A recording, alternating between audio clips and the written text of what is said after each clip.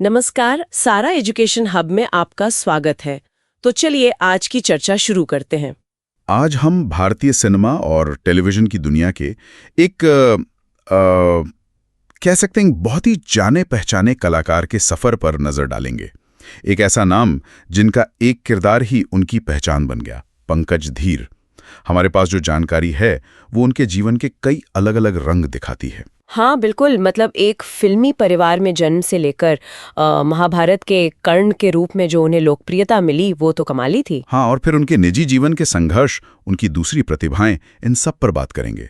तो आज का मकसद सिर्फ ये नहीं कि हम बस घटनाओं को गिना दें, बल्कि हम ये समझने की कोशिश करेंगे कि पंकज धीर की कहानी हमें क्या बताती है। सही बात है। कैसे कोई जो निर्देशक बनना चाहता था वो अचानक अभिनय की दुनिया में आ गया, और फिर वो कौन सी परिस्थितियां थीं जो उन्हें उस कर्ण वाली भूमिका तक ले गईं। हाँ, ये जानना दिलचस्प होगा। और शोहरत के साथ साथ निजी जीवन में क्या चुनौतियां रही उनके सामने, हम इन्हीं सब पहलुओं को टटोलेंगे आज। बिल्कुल, और ये यात्रा इसलिए भी खास है क्योंकि ये दिखाती है कि कैसे मतलब फिल्मी पृष्ठभूमि से होने के बाद भी अपना रास्ता तो खुद ही बनाना पड़ता है। सही। उनके पिता निर्देशक थे, पर पंकज धीर की पहचान बनी टीवी से, एक महाकाव्य से।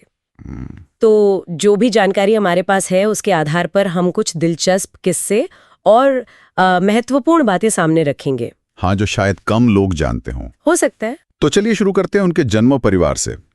पंकज धीर जी का जन्म हुआ 9 नवंबर 1956 को, और उनके पिता CL धीर वो उस जमाने के एक फिल्म निर्देशक थे। तो कह सकते हैं कि वो माहौल तो घर में था ही। हाँ, CL धीर साहब ने कुछ फिल्में डायरेक्ट की थी, पर यहाँ एक जरूरी बात सामने आती है। देखिए, पिता का फिल्म इंडस्ट्री में होना हमेशा ये गारंटी नहीं देता कि सब कुछ आसान होगा या आर्थिक रूप से सब ठीक होगा। हाँ, ये तो है।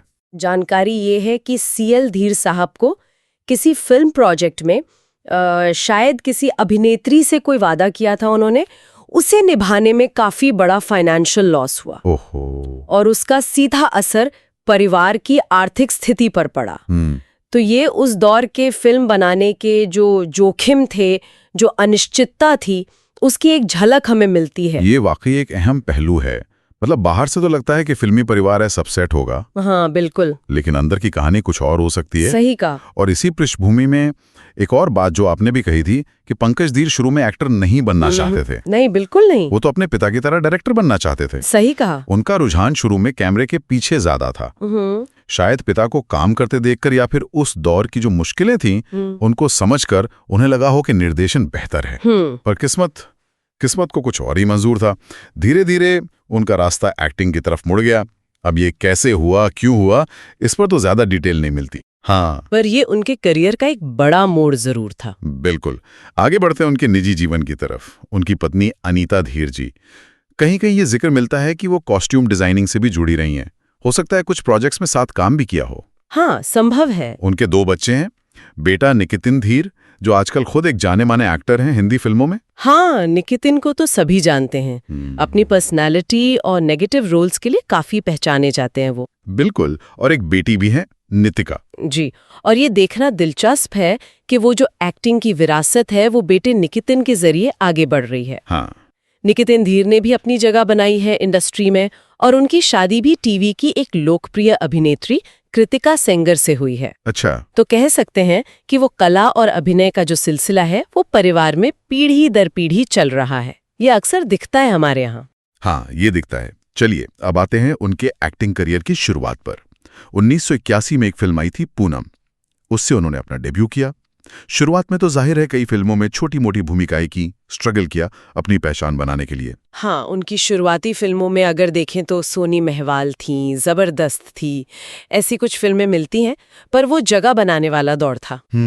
और इसी बीच उन्हें टेलीविजन पर भी काम मिलना शुरू हुआ। और यहीं पर आता है वो मशहूर किस्सा जो उनके करियर का, कह लीजिए, टर्निंग पॉइंट बना, BR चोपड़ा की महाभारत। हाँ। और कमाल की बात यह है कि उन्हें पहले कर्ण नहीं, अर्जुन का रोल ऑफर हुआ था। अरे हाँ, ये तो बहुत लोग नहीं जानते शायद। सोचिए, अगर पंकज धीर अर्जुन बनते तो इतिहास ही कुछ और होता। ये वाकई एक बड़ा व्हाट इफ है। लेकिन कहानी यह है, जैसा कि कई जगह बताया गया है, कि अर्जुन के किरदार के लिए उन्हें कहा गया कि आपको अपनी मूछें हटानी पड़ेंगी। अच्छा। और पंकज धीर इसके लिए तैयार नहीं हुए। वो अड़ गए। उन्हें लगता था कि भाई मूछें तो मेरी पहचान है, मेरे व्यक्तित्व का हिस्सा है, मैं नहीं हटाऊंगा। और बस उनके इसी इनकार ने उनके लिए कर्ण का दरवाजा खोल दिया। लगता तो यही है। शायद बी.आर. चोपड़ा और उनकी टीम ने उनकी वो जो पर्सनालिटी थी, आवाज थी और वो जो अपने उसूल पर टिके रहने वाला एटीट्यूड था, हाँ, उसमें उन्हें कर्ण की झलक दिख गई होगी। बिल्कुल हो सकता है।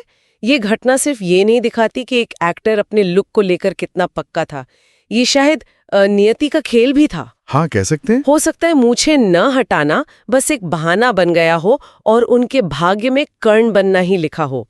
कभी कभी ऐसे छोटे से फैसले पूरी दिशा बदल देते हैं करियर की। सही बात। और इस मामले में तो ये बदलाव पंकज धीर के लिए ऐतिहासिक ही कहेंगे साबित हुआ। ऐतिहासिक बिल्कुल सही शब्द है। महाभारत में कर्ण के रूप में पंकज धीर ने जो किया वो अभूतपूर्व था। वो किरदार इतना चला, इतना पॉपुलर हुआ कि पंकज धीर घर घर में पहचाने जाने लगे। लोग उन्हें उनके असली नाम से कम कर्ण के नाम से ज्यादा जानते थे। उनका अभिनय इतना दमदार और यादगार था कि उन्होंने कर्ण के चरित्र की जो जटिलताएं थीं, उसकी वीरता, उसकी दानवीरता, उसका वो अंदरूनी द्वंद्व, उसकी ट्रेजेडी, सब कुछ बहुत खूबसूरती से पर्दे पर उतारा। हाँ। दर्शकों ने एक कनेक्शन महसूस किया उनके साथ। वो सिर्फ एक रोल नहीं था, वो एक अनुभव बन गया था सबके लिए। और इसका सबसे बड़ा सबूत शायद ये है, जो कई जगह लिखा मिलता है, कि भारत में कुछ स्कूलों की टेक्स्ट बुक्स में दानवीर कर्ण का चित्र दिखाने के लिए असली चित्र की जगह पंकज धीर की तस्वीर लगा दी गई। हाँ, ये तो मैंने भी सुना है।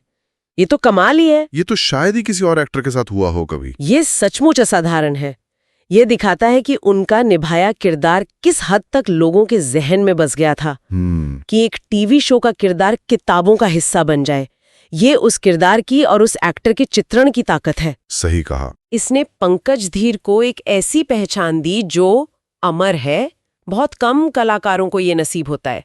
वो पहले फिल्में कर रहे थे, पर महाभारत ने उन्हें एकदम शिखर पर पहुंचा दिया। कर्ण और पंकज धीर एक दूसरे का पर्याय बन गए। लेकिन अच्छी बात यह है कि पंकज धीर सिर्फ कर्ण बनकर नहीं रह गए। उन्होंने सफलता के बाद भी काम जारी रखा। कई और टीवी सीरियलों में महत्वपूर्ण भूमिकाएं की, जैसे वो 90 के दशक का एक बहुत पॉपुलर फैंटेसी सीरियल था चंद्रकांता। हाँ, चंद्रकांता। उसमें राजा शिवदत्त का किरदार निभाया था उन्होंने। हाँ, वो भी काफी यादगार था। हाँ, वो नेगेटिव शेड वाला रोल भी लोगों को बहुत पसंद आया था। उसके अलावा द ग्रेट मराठा, योग, बसेरा, कई और टीवी शोज किए उन्होंने। और फिल्मों में भी एक्टिव रहे। हाँ, फिल्मों में भी काम करते रहे। हालांकि शायद फिल्मों में उन्हें वैसी सेंट्रल भूमिकाएं या वैसी सफलता नहीं मिली जैसी टीवी पर कर्ण के रूप में मिली थी।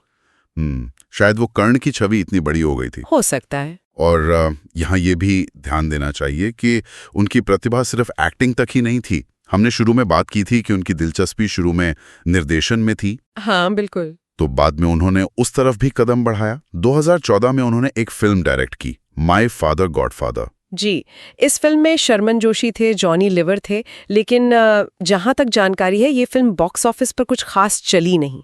अच्छा। पर ये पंकज धीर के एक दूसरे पहलू को तो दिखाती ही है।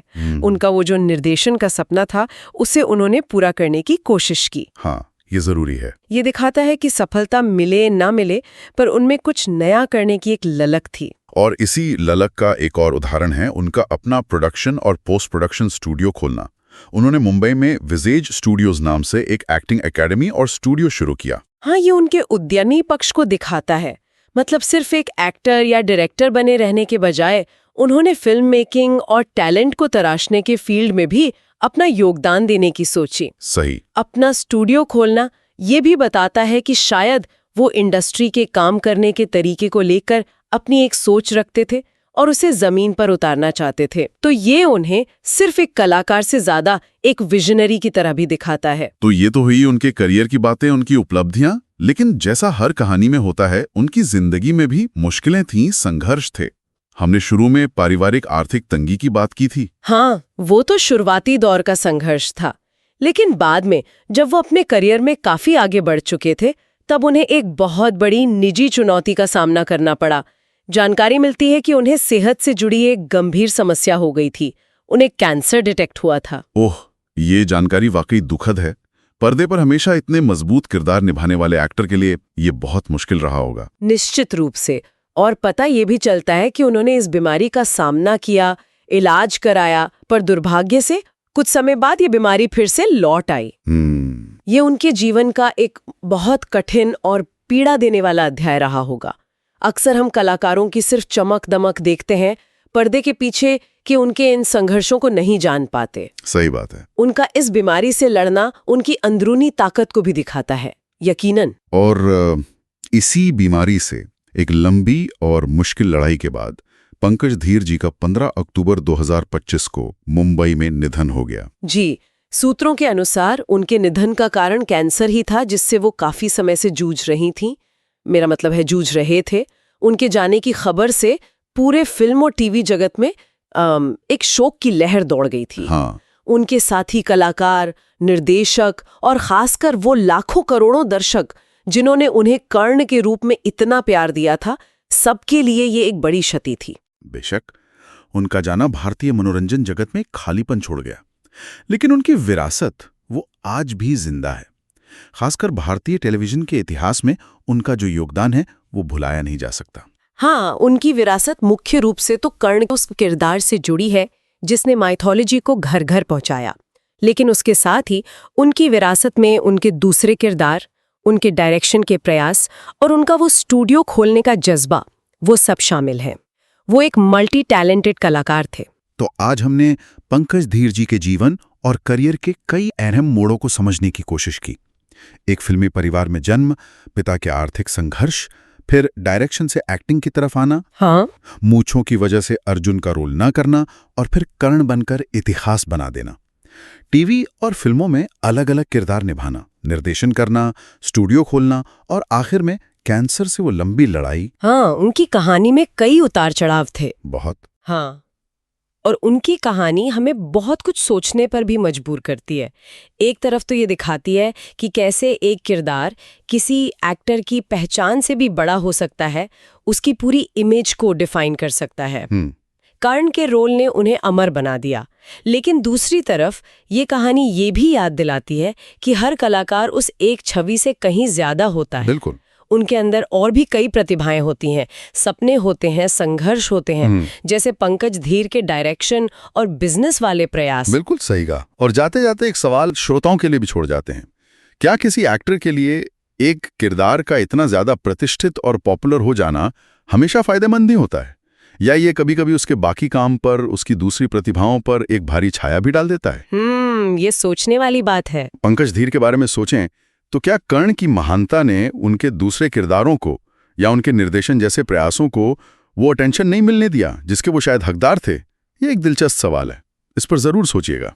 अगर आज की चर्चा आपको पसंद आई हो तो वीडियो को लाइक, शेयर और चैनल को सब्सक्राइब करना ना भूलें। शुक्रिया।